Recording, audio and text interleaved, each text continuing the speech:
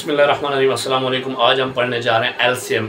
LCM को उर्दू में कहते हैं ज़ुअज़ाफ़े अक्ल, जिसको लीस्ट कॉमन मल्टीपल कहते हैं। लीस्ट कॉमन मल्टीपल, लीस्ट का एल, कॉमन का सी और मल्टीपल का एम, तो इसको शॉर्ट फॉर्म जो है वो एलसीएम है।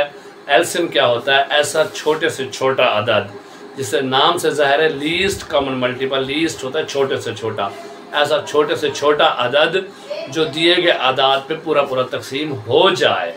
देखिए, जो हमने पढ़ा था एचसीएफ क्या होता है? पूरा पूरा तकसीम करता है, और जो एलसीएम है वो पूरा पूरा तकसीम होता है। तो चलें बोर्ड पे आपको समझाते हैं तफसील के साथ, step by step LCM, least common multiple, LCM, ज़ुअज़ाफ़े अक्ल। इसके भी हमने आपको बताया कि दो मेथड होते हैं। पहला मेथड है इसका प्राइम फैक्टराइजेशन मेथड, जैसा कि हमने एचसीएफ में पढ़ा।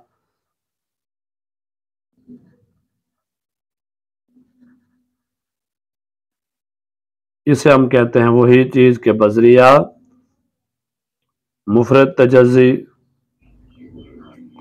और इसका दूसरा जो मेथड है हमारे पास, उसको हम कहते हैं डिवीजन मेथड,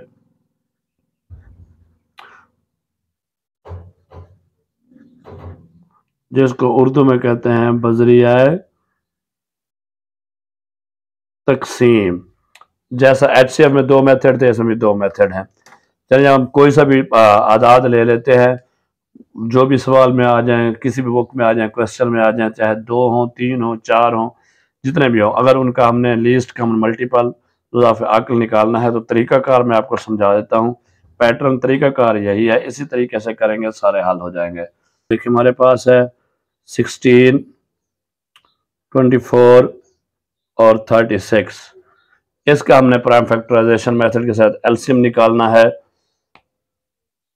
वही तरीका का, सबसे पहले हम 16 का निकाल लेंगे, इसके हम प्राइम फैक्टराइजेशन कर लेंगे। 16 है, वही तरीका कार, सबसे पहले 2 से शुरू करेंगे। 2 अठे 16, फिर 2 चौके 8, फिर 2 दूने 4, और फिर 2 आया 2 हुक्म 2। जब हमारे पास 16 का हो गया, इसके बाद हम 24 का कर लेंगे। यानी बारी बारी हमने सब का कर लेना है, प्राइम फैक्टराइजेशन कर लें, मुफरद तजाज़ी कर लें। 2 हुक्म 2, 2 दूने 4, 12, फिर 2 छक्के 12, 2 तिया 6, और ये आ गया 3 का 3। इसके बाद हमारे पास है 36, तो हम 36 का भी निकाल लेंगे। 2 हुक्म 2, 8 दूने 16, 18, 2 नमे 18, 3 तिया 9, फिर 3 हुक्म 3। अब देखें इसका वही स्टेप जिस तरह एचसीएफ में करते। अगर आपको एचसीएफ नहीं पता तो एचसीएफ पे पहले वीडियो मौजूद है, वो देख लें। नहीं तो ये जो आपको आई का निशान नजर आ रहा है, इस पे क्लिक करें। आपको इस पे क्लिक करके वीडियो देखें, पहले एचसीएफ समझ लें, फिर आपको आसानी से एलसीएम भी समझ आ जाएगा, ज़ुअज़ाफ़े अक्ल भी समझ आ जाएगा। अब हम इन सब के फैक्टर्स लिखेंगे। सबसे पहले हम लिखेंगे फैक्टर्स ऑफ 16। उर्दू में हम क्या लिखेंगे? 16 के आद, 16 की मुफरद तजज़ी।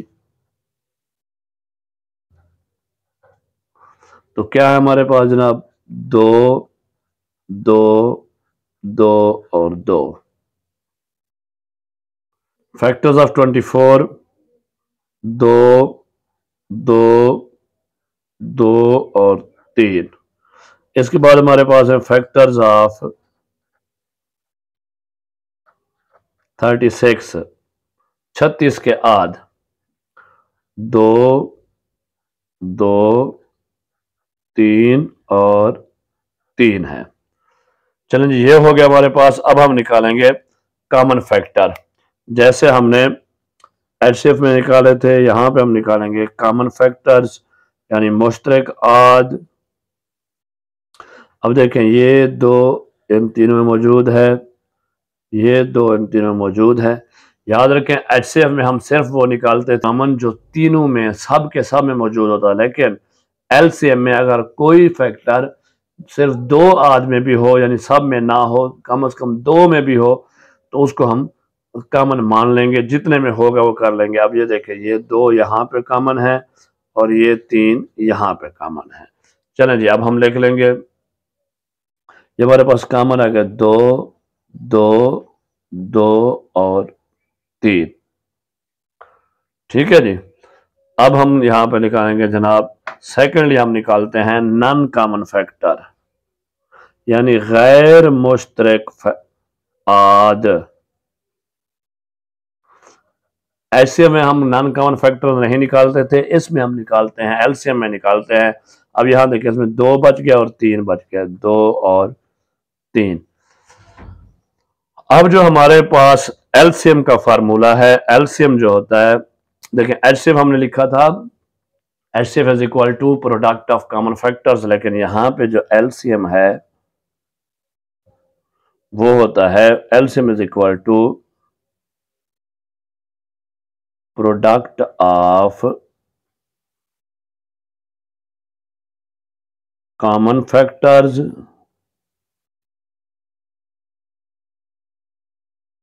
ज़रब product of non common factors.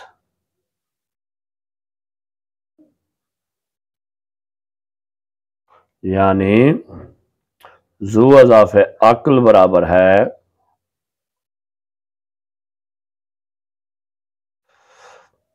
मुश्तरक आद का हासिल ज़रब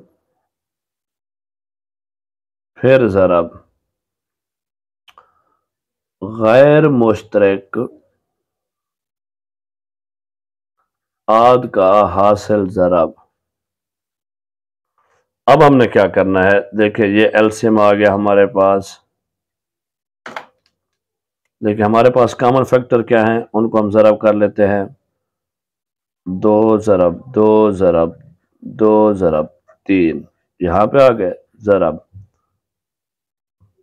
2 ज़रब 3, ये भी प्रोडक्ट भी तो हासिल ज़रब होती है। अब बराबर है 2 दूने 4 4 दूने 8 8 तियां 24 ज़रब 2 तियां 6।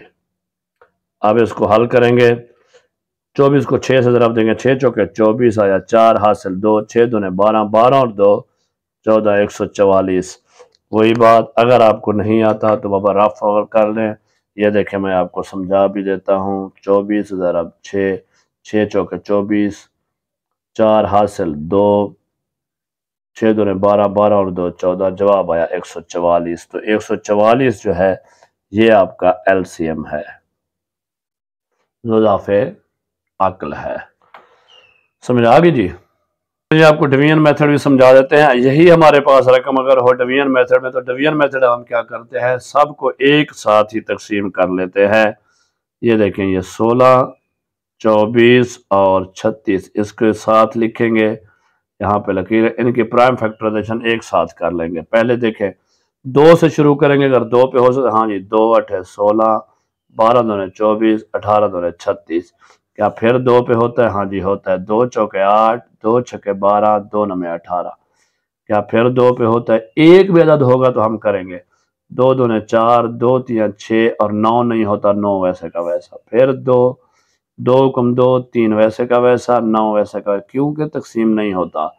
अब 2 पे नहीं हो सकते, 3 पे, एक वैसे का वैसा आएगा, 3 हुक्म 3 3 तियां 9। अब फिर देखें जनाब, 3 1 1 वैसे का वैसा, और ये 3 हुक्म 3। जब ये हमारे पास निकल आएगा तो अब एलसीएम निकालने के लिए हम क्या करते हैं, जितने भी फैक्टर्स हैं, कौन से फैक्टर्स हैं, ये वाले फैक्टर्स हैं, इनको आपस में ज़रब दे देते हैं। 2 ज़रब 2 ज़रब 2 ज़रब 2 ज़रब 3 ज़रब 3। वही बात समझा रहा हूँ कि इसको आपने गिनना है, 1 2 3, जहाँ पे भूल गए तो आपका जवाब गलत हो जाएगा। चले जब इसको आप ज़रब करें, 2 दूने 4 4 दूने 8 8 दूने 16 16 तियां 48 48 तियां 144।